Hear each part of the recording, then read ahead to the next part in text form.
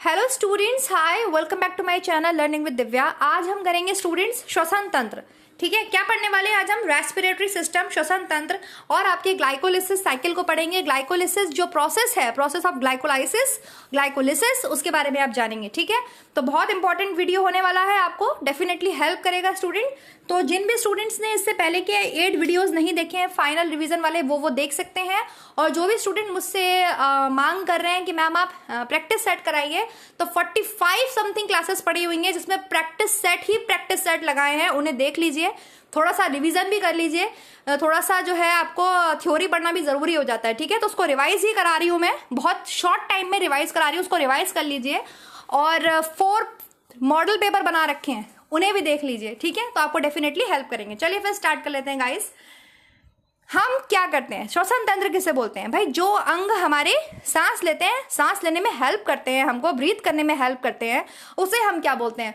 श्वसन तंत्र बोलते हैं। पाचन तंत्र में कौन कौन से हेल्प कर रहे थे? तो लीवर की और आपके पैनक्रियाज, स्टमक, ये फूड पाइप, ये सब पाचन अंग हो गए थे।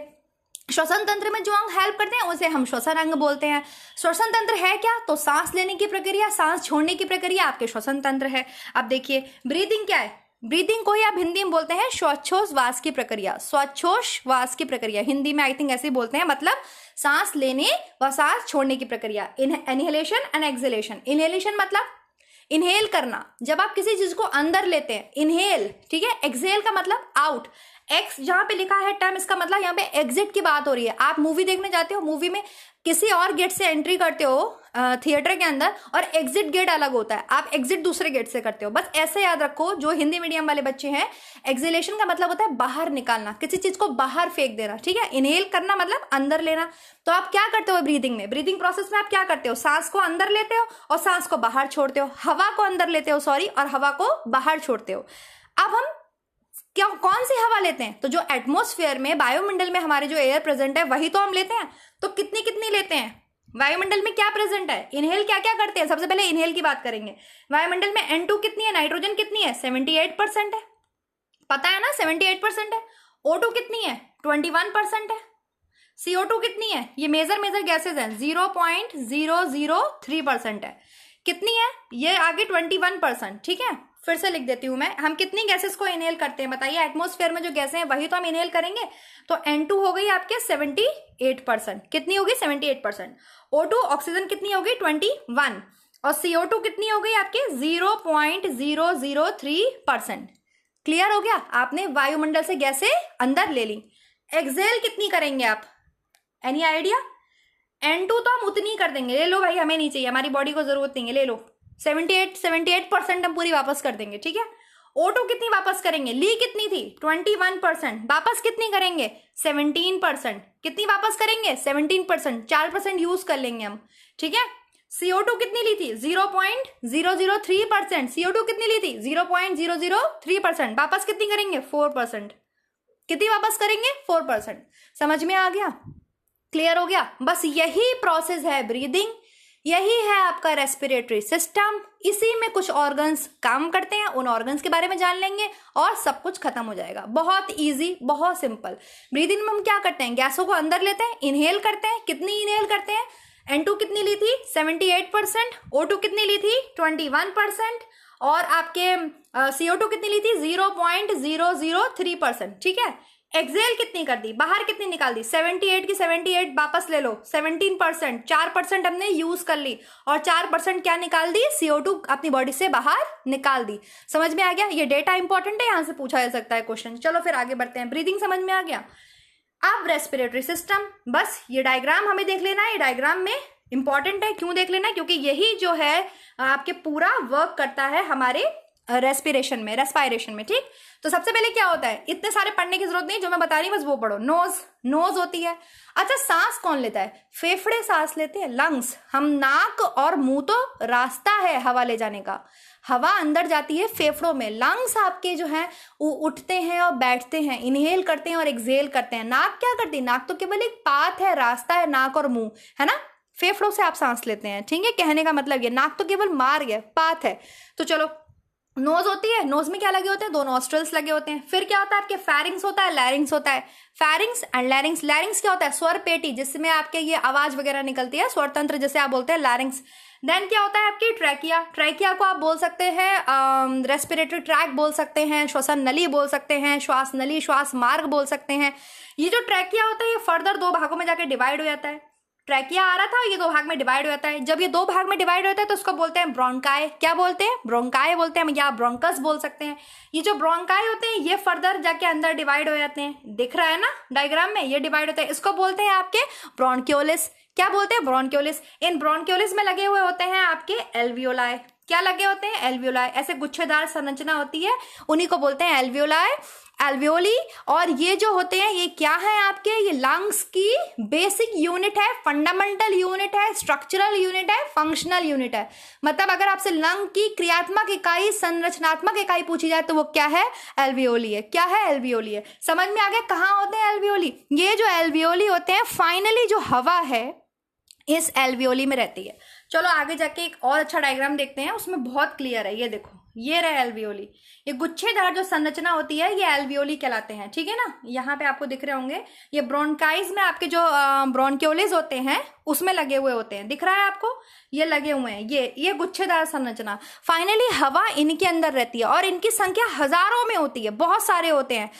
बाकी सब तो क्या है, रास्ता है। अभी तक आपने जितना पढ़ा, नाक, नोस्ट्रिल्स, फेरिंग्स, लैरिंग्स, ब्रोंकाई, ब्रोंक्योलिस, इन सब रास्तों से आपके हवा आती है और कहाँ भर जाती है, आके आपके एल्वियोली में भर जाती है, ठीक है। एल्वियोली क्या है, बेसिक यूनिट है लंग्स की। और इसमें क्या होता है, जब निमोनिया होता है बच्चों में या बड़ों में, किसी में भी, जो वैसे पहले बहुत डेथ हो जाती थी निमोनिया से, इसी में तो पानी भर जाता है, इसी में आपके पानी भर जाता है। आप कहोगे मैम पानी कहाँ से आया, तो भाई एयर में ही मॉइस्चर है, एयर में मॉइस्चर है ना, तो वही पानी इसमें भर जाता है। मतलब ये प्रॉपर्ली वर्क नहीं कर पाता है निमोनिया में।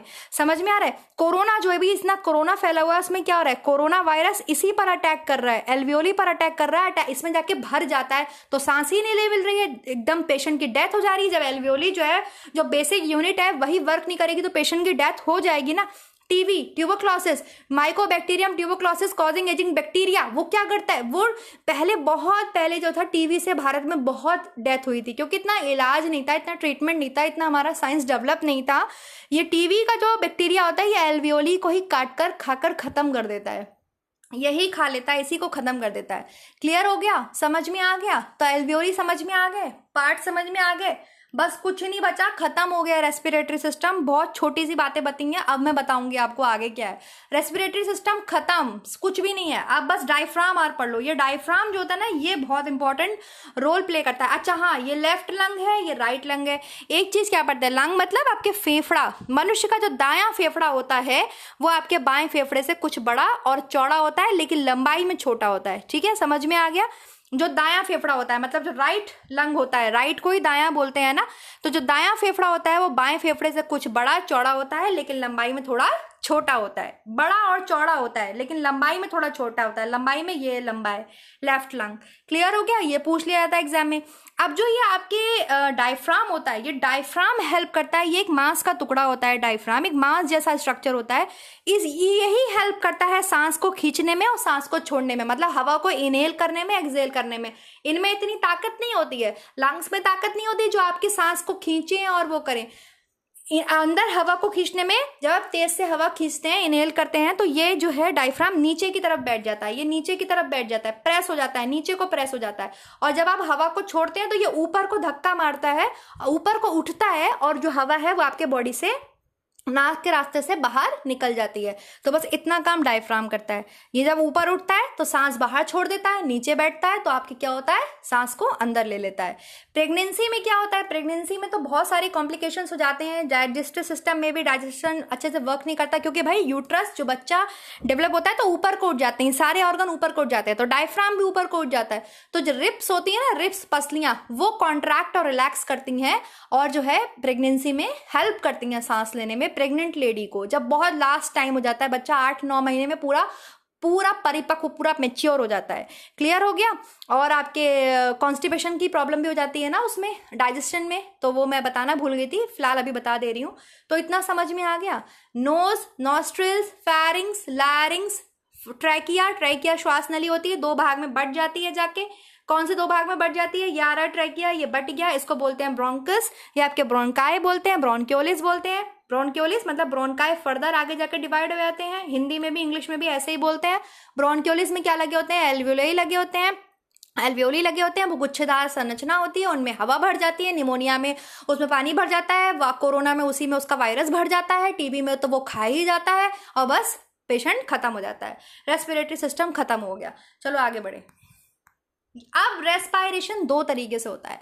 अभी तक जितना आपने पढ़ा वो क्या था? वो सिर्फ था एक्सटर्नल। कितना था? एक्सटर्नल, बाह्य श्वसन था, वो एक्सटर्नल था। अभी तक जितना आपने पढ़ा लंग्स तक जो आपके रेस्पायरेशन हुआ वो बाह्य हुआ। अब तो इंटरनल होगा। क्यों इंटरनल होगा? अभी जो ऑक्सीजन ली है हमने वो कंज्यूम कहाँ होती है? वो यूज कौन करता है? वो यूज करता है fundamental unit of the body, that is cell, कोशिका। शरीर की जो संरचनात्मक क्रियात्मक इकाई है वो है कोशिका, जो आपके पूरी बॉडी में है। चाहे बालों की बात कीजिए, आंखों की बात कीजिए, आपके पूरा शरीर सेल से मिलकर बना है, जिसे आप कोशिका बोलते हैं। वो कोशिका यूज करती हैं उस O2 का। आपके लंग्स तो केवल क्या कर रहा था? O2 को लाने का काम कर रहा था। मतलब एक तरीके से आप समझ लीजिए वो स्टोर कर रहा था, वो बस भंडार कर रहा था। यूज तो कोई और करता है, यूज तो सेल करती हैं, ठीक है। उसको बोलते हैं इंटरनल रेस्पायरेशन। उसको क्या बोलते हैं? इंटरनल रेस्पायरेशन, मतलब आंतरिक श्वसन। अभी तक जो आपने पढ़ा वो था बाह्य श्वसन, अब आप पढ़ेंगे आंतरिक श्वसन।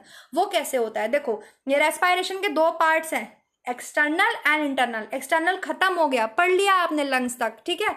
अब आप इंटरनल पढ़ेंगे। इंटरनल जो है वो फर्दर दो भाग में डिवाइड होता है, मैंने एरो लगाया हुआ है, oxy respiration and anoxy respiration. अब देखिए, सुनिए, लंग से आपने O2 ले लिया और CO2 वापस कर दिया, तो कैसे वापस किया? क्या लंग्स में भरी हुई थी CO2? नहीं भाई, हमारे ब्लड में, हमारा ब्लड तो सब जगह है। तो जब लंग्स ने O2 लिया तो ब्लड में क्या होता है? आरबीसी होती है। आरबीसी में क्या पाया जाता है? हीमोग्लोबिन पाया जाता है। वो हीमोग्लोबिन ही तो करता है ट्रांसफर ऑफ O2। रक्त का जो रक्त में आपके O2 पाया जाता है, वो सॉरी हीमोग्लोबिन पाया जाता है, हीमोग्लोबिन पाया जाता है, यही तो आपके रक्त को ले जाता है, वो सॉरी क्या बोल रही हूं मैं भी, एक मिनट।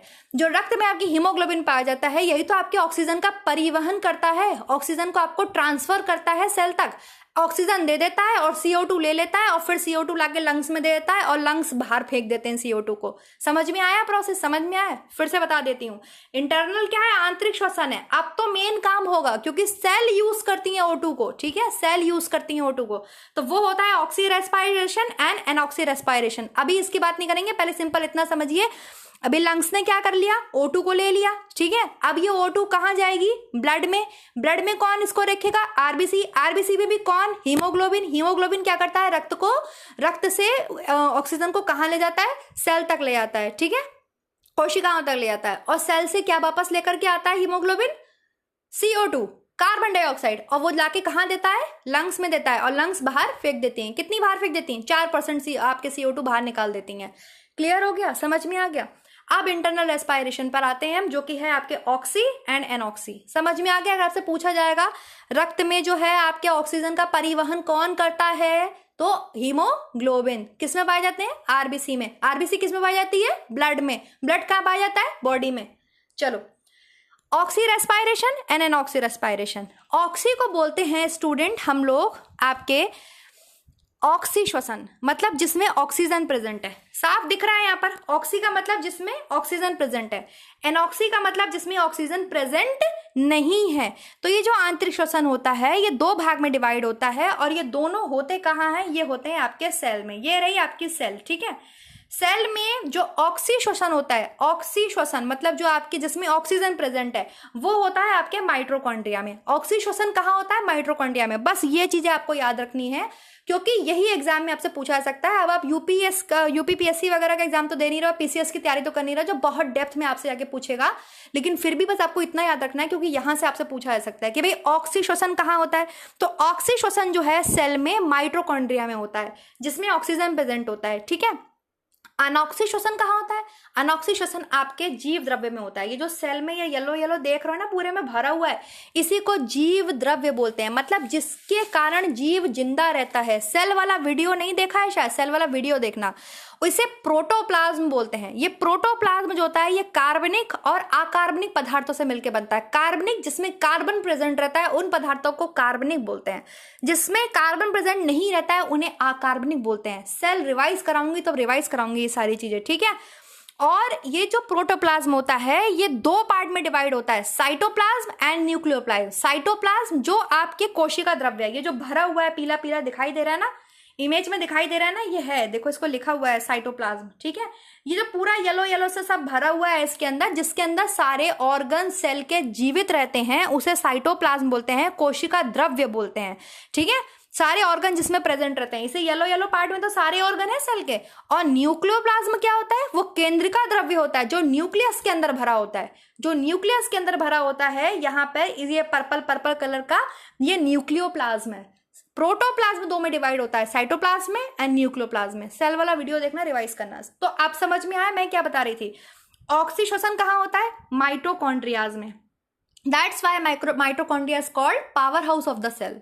शरीर के power house of the cell कहलाते हैं, क्योंकि आप ये ऑक्सीजन को यूज करेंगे और ग्लूकोज बनाएंगे, एनर्जी बनाएंगे हमारी बॉडी में। समझ में आ रहा है। और अनऑक्सीश्वसन कहाँ होता है आपके, साइटोप्लाज्म में। प्रोटोप्लाज्म आप बोलिए, प्रोटोप्लाज्म में होता है मेनली प्रोटोप्लाज्म, जो आपके पूरा गाढ़ा गोंद जैसा चिपचिपा पदार्थ होता है, एक सेल का जीव द्रव्य होता है। अगर इसको निकाल देंगे सेल से तो सेल मर जाएगी, ठीक है। पुरकिंजे ने इसकी खोज की थी। चलो अब आगे आ जाओ, अपने उस पे आ जाओ। अब आती है आपके प्रोसेस ऑफ ग्लाइकोलिसिस। खत्म हो गया रेस्पायरेशन, सांस ले ली, सांस बाहर छोड़ दी, गैसें ले ली, गैसें छोड़ दी, लंग्स का काम खत्म, रेस्पिरेटरी सिस्टम खत्म। अब तो इंटरनल पढ़ेंगे, एक्सटर्नल खत्म हो गया।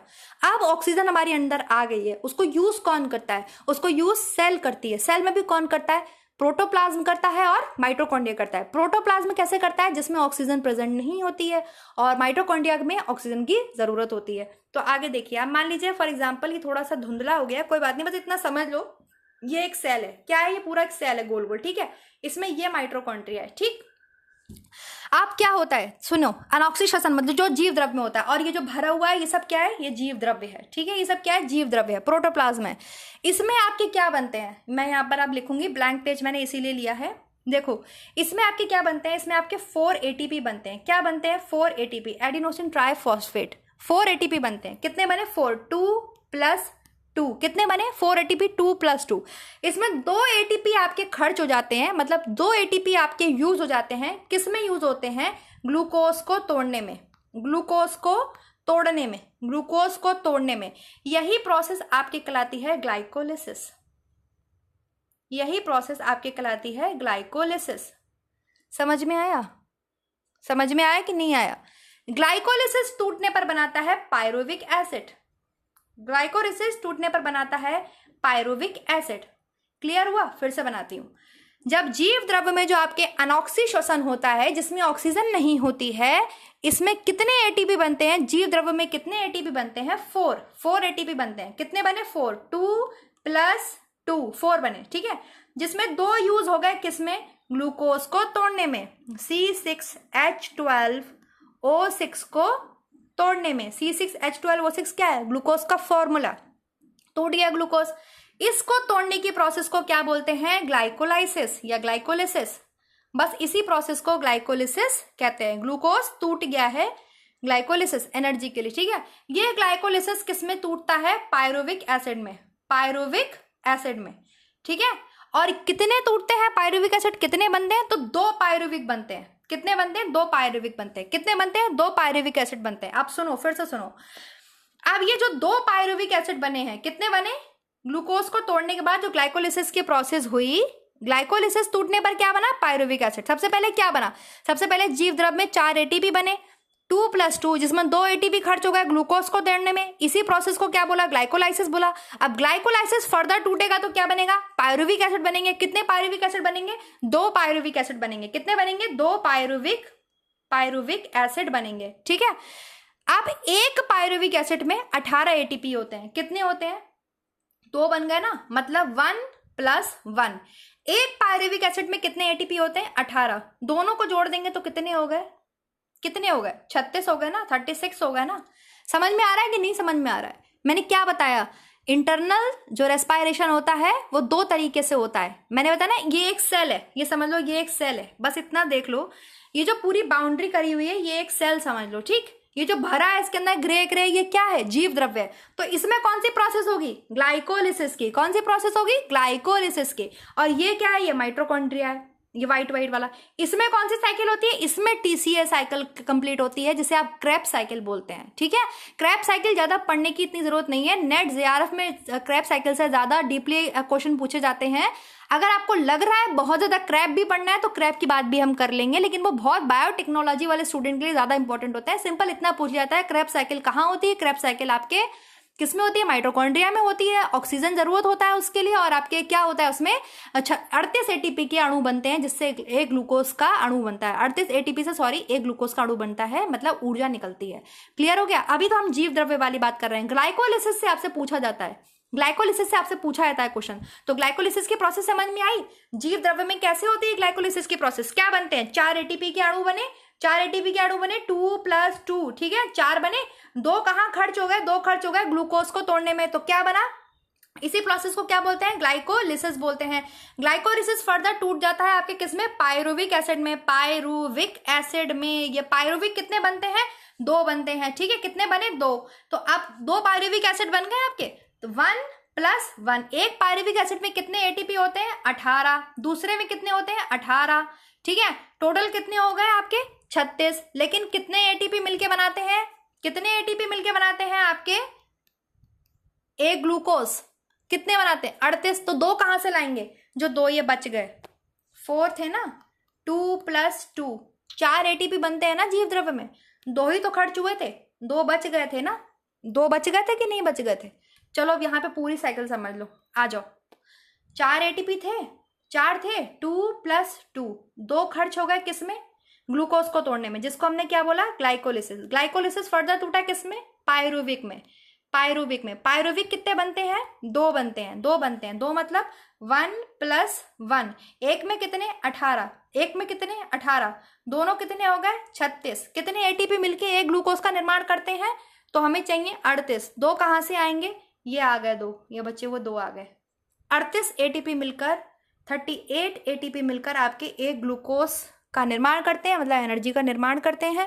बात खत्म हो गई, ग्लाइकोलिसिस खत्म हो गया। ग्लूकोज कहाँ से मिलता है? फूड से मिलता है, ब्लड से सेल में आता है। फिर इसको तोड़ने के लिए ऑक्सीजन की जरूरत पड़ती है, जो कहाँ से आता है? लंग से आता है। ये दुनिया भर की भगवान ने कहाँ से पढ़ाई करी है, जितनी सारी ये सब बना दी और आपको पढ़ने के लिए बोल दिया है। तो पढ़ते रहिए, समझते रहिए। आई होप आपको समझ में आ गया होगा, ठीक है। God is genius. समझ में आ गया? क्लियर हो गया? सेल में ग्लूकोज कहाँ से आया? जो खाना खाया, इतना टूटा टाटा ग्लूकोज यूज करा स्मॉल इंटेस्टाइन की किसने? वॉल ने। अब इसको भी तो तोड़ना है। सेल में कैसे ग्लूकोज यूज होगा? तो O2 आती है, वो कहाँ से आती है? हवा से आती है। O2 अंदर आती है, फिर इंटरनल रेस्पायरेशन होता है और आपके रेस्पायरेशन का प्रोसेस खत्म हो गया। Thank you so much. I hope so कि वीडियो आपको पसंद आया होगा। लाइक शेयर सब्सक्राइब कर देना। क्रैब साइकिल कहाँ कंप्लीट होती है, जिसको टीसीए साइकिल भी बोलते हैं? वो माइटोकॉन्ड्रिया में होती है।